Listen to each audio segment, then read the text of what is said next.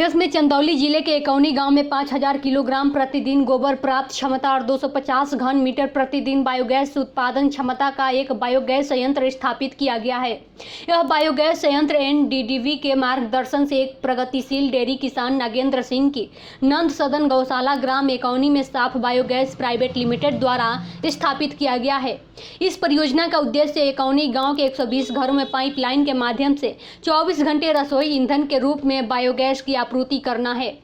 27 जुलाई यानी कल इस परियोजना का शुभारंभ अतुल चतुर्वेदी, सचिव पशुपालन और डेयरी विभाग, भारत सरकार के कर कमलों द्वारा एनडीडीबी के अध्यक्ष मिनेश शाह की गरिमामय उपस्थिति में किया गया। साथ ही क्षेत्र के किसानों में बायोगैस सलरी से बने जैविक खाद के उपयोग से प्रसार हेतु एनडीडीबी के ट्रेडमार्क शुद्धन जैविक खाद का वितरण भी किसानों को किया जाएगा।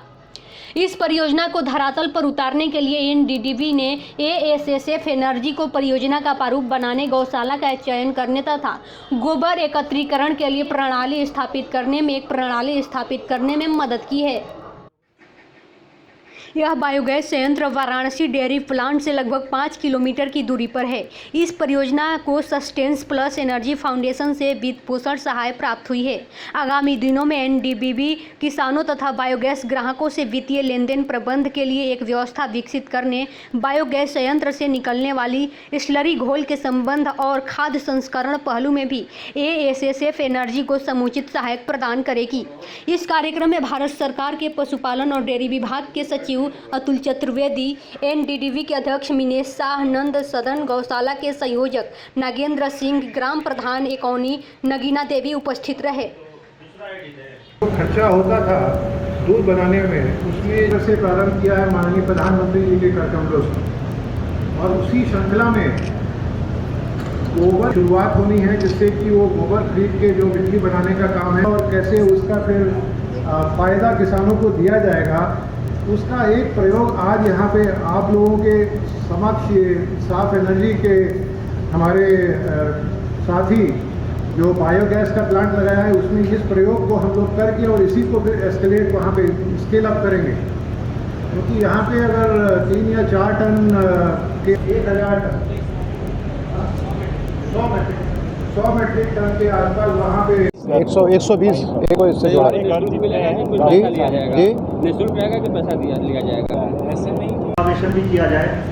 उनको बैंकों सिस्टम से जोड़ा जाए, केसीसी सिस्टम से जोड़ा जाए। इन सभी दिशा में केंद्र सरकार और माननीय मुख्यमंत्री जी के नेतृत्व में प्रदेश सरकार पूरा प्रयासरत है। और चंदौली ऑर्गेनिक खेती और धान के लिए जाना जाता है, और ऑर्गेनिक खेती में अभी काला चावल को माननीय प्रधानमंत्री जी ने एक्सीलेंस अवार्ड भी प्रदान किया हुआ है, और उसके मार्केटिंग के लिए भी हम लोग, और वो 100% ऑर्गेनिक और नेचुरल।